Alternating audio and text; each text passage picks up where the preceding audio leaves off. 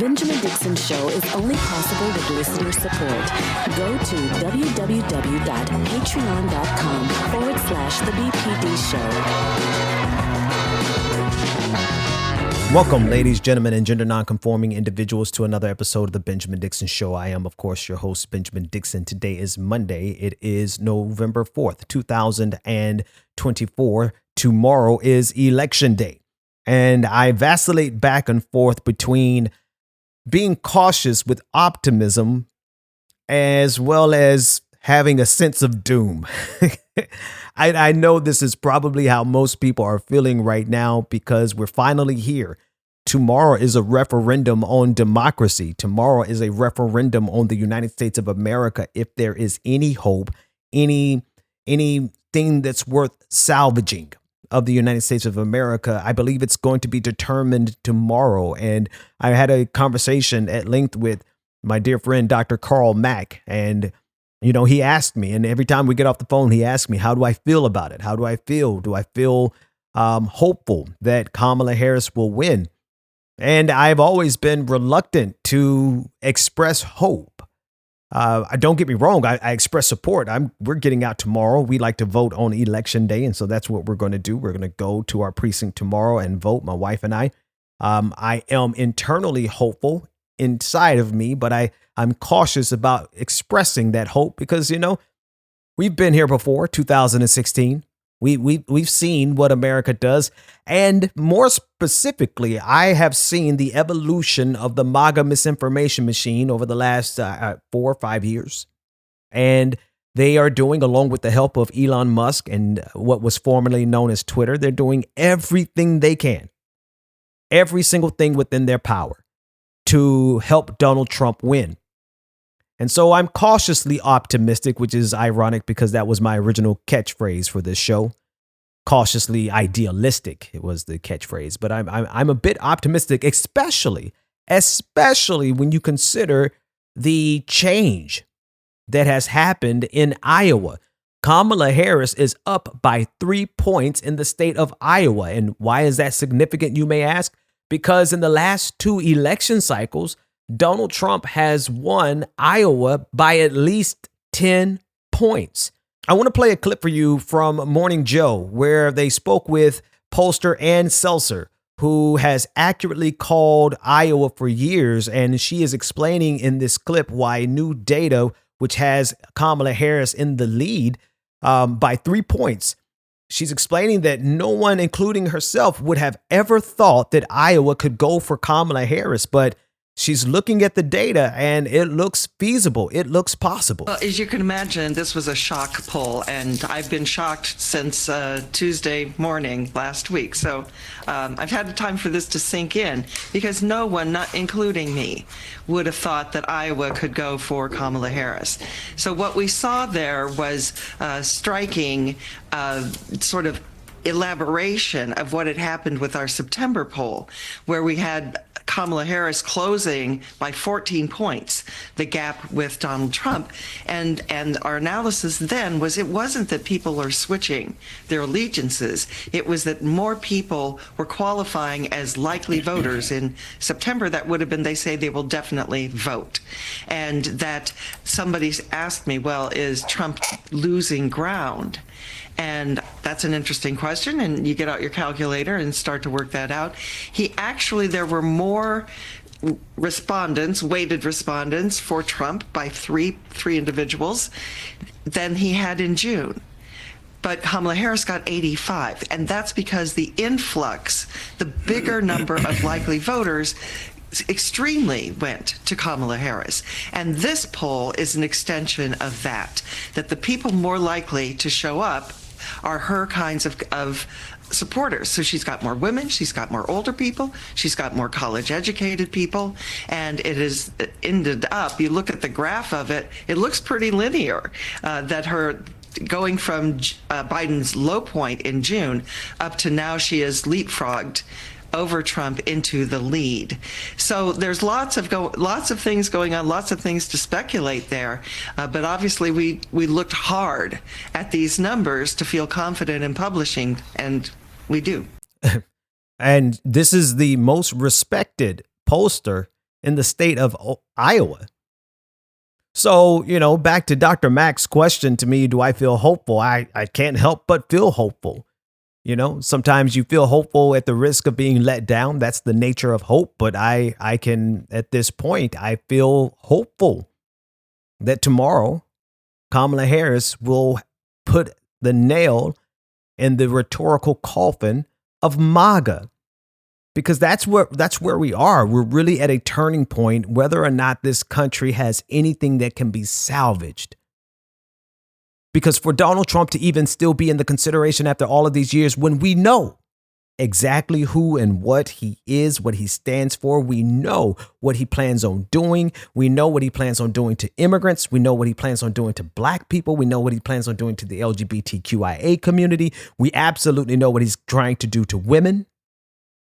We know who and what he is, and it never ceases to amaze me that there are people from each and every one of those groups who will support MAGA, and I want to know going forward who those people are. I don't need to know their names unless you're a black person, because I want to know if you're black and you support Donald Trump, I want to know you for the rest of your life so that I know that we cannot trust you at the cookout, quote unquote cookout, which is code word for everything that we have to do behind the scenes. All the planning, all the discussions. We need to make sure we know that everybody who comes in there who has our skin color isn't necessarily on our side. And I think that this is a great flashpoint for us to make a clear delineation between those people who not only are willing to ignore what Donald Trump says out of his mouth for whatever reason, whether it be for clicks, whether it be for clout, or whether it be for checks, and those people who want to actively participate in the very things that are coming out of his mouth. It's all the same to me. If you're ignoring what he's saying for whatever reason, or if you're actively participating and lusting after what he wants to do, we need to know who you are, and they all need to be pushed into the dregs of society. But if they win, well, America can look like something even worse than what it is today, and it's pretty bad now. I was talking to my kids and giving them a, kind of a turning point as far as our household. I'm pushing them towards understanding adversity, understanding challenges, and why they are so necessary and why they are necessary for their development. And my 6-year-old, I try to make it plain to them without, breaking their spirits about how ridiculous this planet, this earth, this country in particular really is.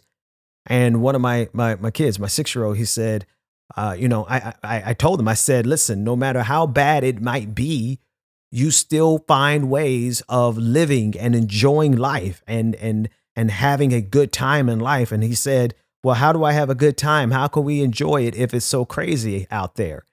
And I'm like, well, inner strength, resilience, fortitude. I didn't use all those words, but that was the essence of it, right? I tried to make it as plain as I could for them.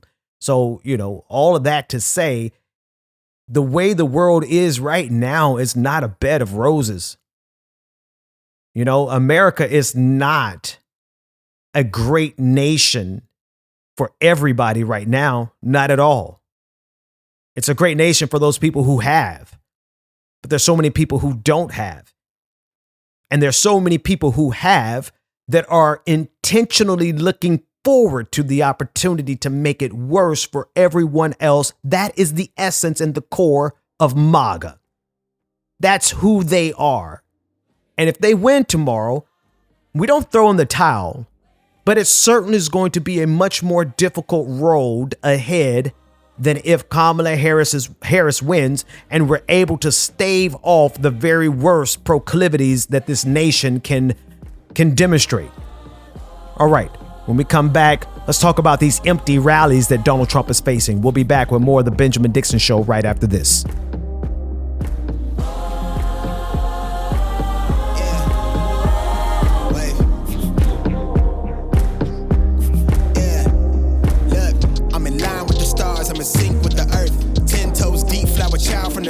I never switch sides, like even when I die, I'm a ride for the squad, let her ties in the hearse.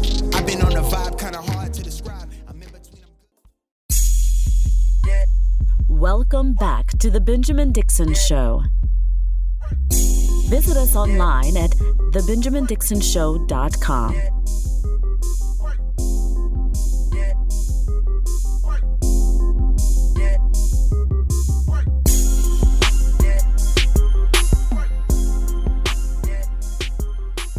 In 9 years, we've had the biggest rallies in history of any country. And every rally's full. You don't have any seats that are empty. You don't have anything yet. I mean, the one we had today, you missed a beauty. We could have filled that place up 20 times. It was at that point that the cameraman went rogue. You have to see the video to really appreciate this. Donald Trump got fact-checked in real time by a cameraman who panned away from his speech and showed just how empty the rally was. We weren't very late. Just a few minutes. Just a few minutes, depending on your definition of when it's going to start. But, you know, we've been doing, I was talking to some of the people. It's sort of, you know, in a way it's sad and in a way it's beautiful. I was talking to them and I said, you know, this is coming to an end. These rallies are coming to an end. We've been doing them, think of it, for like 9 years. We started a year before. That's the good news, that we have a chance to put this behind us. Again, like I was saying in the last segment, America is not a great country for everybody right now. Certainly not anyone on the global stage when you consider what the United States of America is involved with in the global South. So I don't want anyone to mistake what I'm saying as some sense of misplaced patriotism and hope and idealism in the United States of America as is. I have hope in what America must become. It's not inevitable that it will become it, but what America must become in order to quite honestly, we're at a turning point, and this may seem kind of dramatic for those of you who may not have been tuned into politics on a regular basis, but I have a feeling that most of you are dialed in all the way, so you should understand exactly what I'm saying. The domino of the United States of America falling to MAGA will have immediate ramifications around the globe and will further exacerbate the underlying problems that we have right now. Everything from climate change to the war in Ukraine to the global alliance of nationalist nations that is emerging. The United States of America falling to MAGA would be a significant blow to the progress of humanity. And again, this is not to say things are peachy keen now, but I think people sometimes fail to realize exactly how much worse things can get. And so when I hear Donald Trump say that this is coming to an end, this is one of his last rallies, period. They've been doing it for 10 years. Yeah, for 10 years, they have been ramping up the hatred, the bigotry, the vitriol, dividing not only the United States of America, but dividing the global order. And, you know, for some, the global order has never been good for them. Yeah, I mean, that's quite literally the history of the world. There is a global order at different times in history, but particularly now, that is not good for everyone. But we're at a turning point where it can become destructive for everyone without the hope of recovering to do something better. You know, it might be a shot in hell to think that we could actually turn things around on this planet, turn things around internally in the United States as a matter of policy, as a matter of standing foreign policy to change the paradigm that we have been living under since the end of the Cold War. And not even since the end of the Cold War, since the end of World War II, right? The interventionism, the coups, the destabilizing of democratic nations in order to prop up dictators so that we can exploit their resources, the dividing and conquering, the continuation of colonialism, right? And this is not to even mention what this country was built on, genocide and slavery. So in full recognition of just how jacked up this country is, tomorrow, this country could get immeasurably worse, which would be a domino effect rippling all across the globe, making situations worse not just for people who are already on the receiving end. I constantly think of what's going on in the Congo, what's going on in Sudan, what's going on in Gaza, what's going on in Ukraine, what's going on all around the globe, the exploitation of human life. And honestly, I think about the fact that this has been a constant theme throughout world history. Has there ever been a time? This is not to excuse us, but this is for us to contextualize the fact that we just treat people like crap on this planet, and that's putting it mildly. We on this planet, we have turned what could be a paradise, what could be heaven on earth, we've turned it into a living hell for so many people. It can get worse. And it can get worse not only instantly for certain key situations that we're on the precipice of, like we're well past, I don't know how to say this, like the point of no return as it pertains to climate change. My hope is that we can actually reverse this. I don't expect Kamala Harris's administration to be that much different than any other administration as it pertains to the energy sector, to big oil.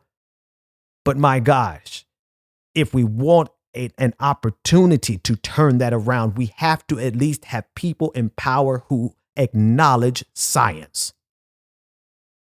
And I know that's like, well, Ben, that's a pretty low bar. Absolutely. But that's where we are. That's absolutely where we are. We have the choice between people who can acknowledge and admit that science is real and the science is pointing towards human-made climate disaster that we are feeling the effects of. We look at the flooding in Spain. The Prime Minister of Spain said it was the worst flooding in a century. Over 200 people killed in Spain as a result of climate change. Not to mention what we just experienced with this last season of hurricanes here in the United States, Western North Carolina, so many miles away from water. Hundreds of people killed because of flooding as a result of hurricanes that were historic. And we had 2 historic hurricanes back to back. So that's just one example of how we can go even further into calamity and disaster by allowing people who, quite honestly, just don't believe in science because it's not good for their portfolio, it's not good for their politics, to allow them to get back into power. And that's just one. I immediately think of the fact that all of those people who lay down their lives in Ukraine to hold off and fend off Vladimir Putin will instantly be abandoned if MAGA wins. The people of Gaza who have suffered at the hands of both political parties underneath the leadership of Joe Biden, yes, understand very clearly what Donald Trump has said that he wants to do to the rest of Gaza, to the rest of Palestine, saying that Benjamin Netanyahu was held back by Joe Biden. It can and will get instantly worse. And so I don't place this false hope in this idea that Kamala Harris is going to come in and save the world. I'm just counting on her not coming in to destroy it in the ways that Donald Trump has made very clear he intends to. We'll be back right after this.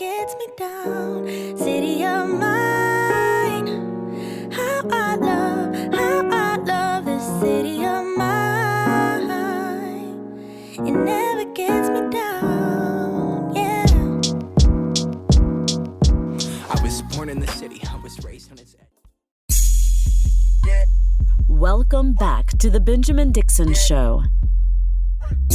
Visit us online at thebenjamindixonshow.com.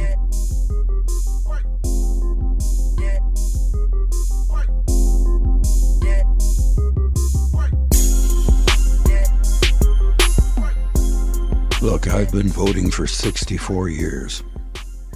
Never really wanted to talk about it very much. But when dozens of former members of the Trump administration are sounding alarms, saying, for God's sake, don't do this again, you have to pay attention. This is actor Harrison Ford. They're telling us something important. These aren't soft people. They're governors, generals, standing up against the leader of the party they spent their lives advocating for. For many of them, this will be the first time they've ever voted for someone who doesn't have an R next to their name, because they know this really matters. The truth is this: Kamala Harris will protect your right to disagree with her about policies or ideas. And then, as we have done for centuries, we'll debate them, we'll work on them together, and we'll move forward. The other guy, he demands unquestioning loyalty, says he wants revenge. I'm Harrison Ford. I've got one vote, same as anyone else, and I'm going to use it to move forward. I'm going to vote for Kamala Harris. That part about Kamala Harris will fight for your right to disagree with her. That part right there. I often think about the conundrum that people who oppose the genocide in Gaza face in this election, which I certainly believe and hope is everyone who in my audience. And the conundrum of being forced to make a decision between the party. Now, I don't personally lay this at the feet of Kamala Harris because, well, one, the vice president never makes foreign policy. They don't make any policy. Unless they're Dick Cheney, right? But I certainly lay it at the feet of the Democratic Party and this regime. And when I say regime, I mean both parties. I mean the American regime.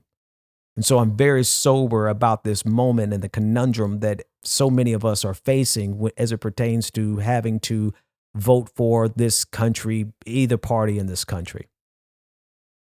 But when we are faced with a very clear choice between someone who will at least maintain the mechanisms of democracy and someone who has made it very clear their entire faction wants to do away with the mechanisms of democracy and they've actively attempted to do so, then it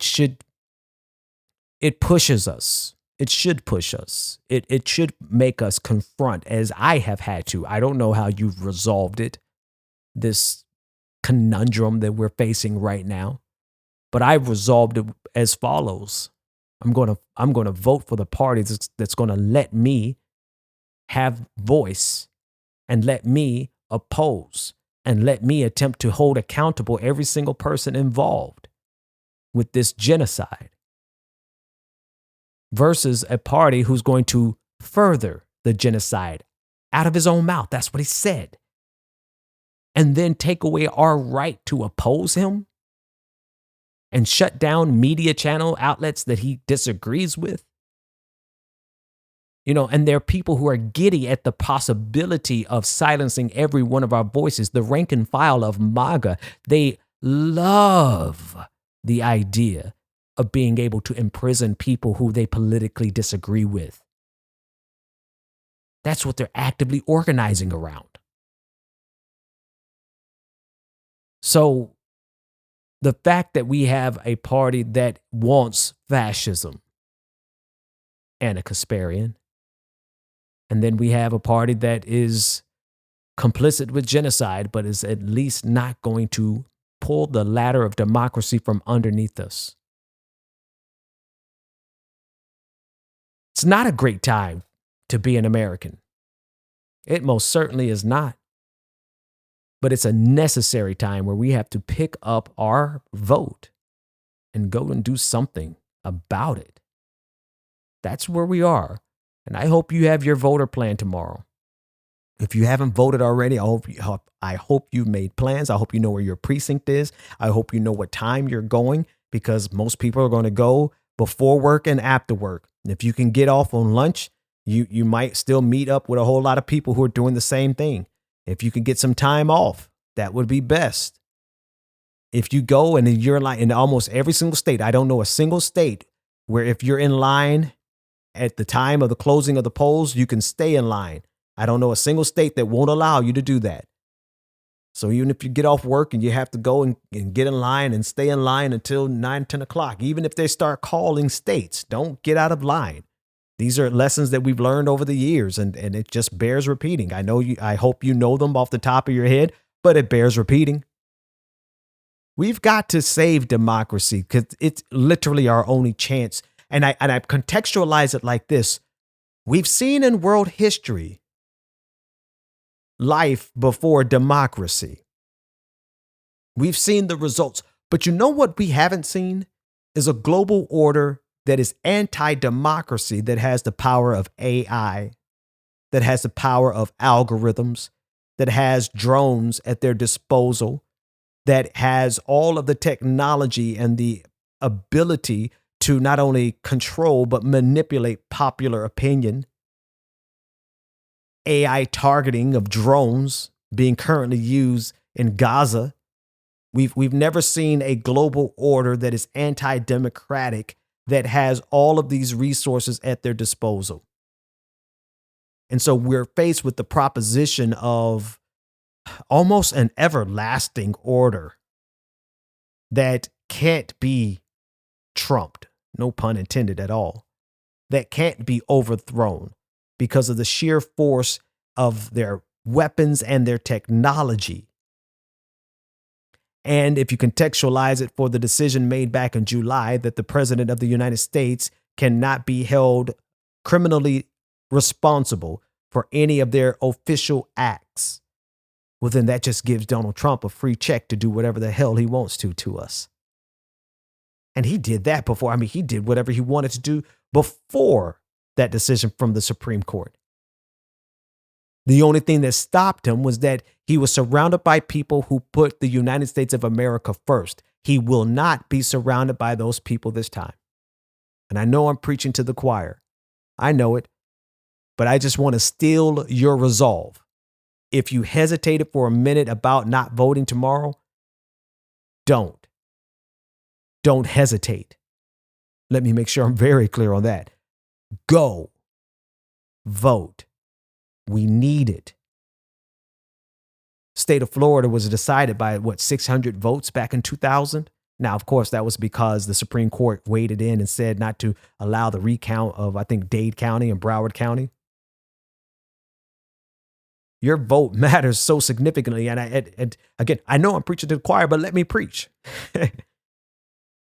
I think about how many people are actively telling black folks not to vote. It just amazes me why or how it is that the black community is the number one targeted community with that message. And now the other message that is prevalent is one that is bought and paid for by all the money that MAGA is making. With all of these celebrities, key celebrities who are coming out in support for Donald Trump. If you don't think your vote matters, you have to ask yourself, would they be spending all of these millions of dollars? They offered 50 Cent $3 million to come perform in Madison Square Garden last week. He turned it down. If voting didn't matter, do you think that they would be expending this much money to do two things, to try to convince black people to vote for Donald Trump or to convince us not to vote at all? That's all. That's it. I don't know if there's a whole lot more to say, but I'm hopeful. Dr. Mack, I'm hopeful. You convinced me. The polling out of Iowa convinced me. I can put some hope here. I can put some hope and good vibes and positive energy and all that. In addition to the fact that me and my wife are going to get up tomorrow and we're going to take our kids with us as we go vote for Kamala Harris for President of the United States of America. Why? Because America deserves better than Donald Trump. The world deserves better than MAGA, and the world deserves a chance to be better than everything America has been in the past. We can do better, we will do better, but we can't do better without democracy. That's all the time I have for you folks today. I will see you tomorrow. Go vote. Love you. Mean it. The Benjamin Dixon Show is only possible with listener support. Go to www.patreon.com facebook.com/The BPD Show and support The Benjamin Dixon Show. If you like this episode, be sure to share, like, and subscribe.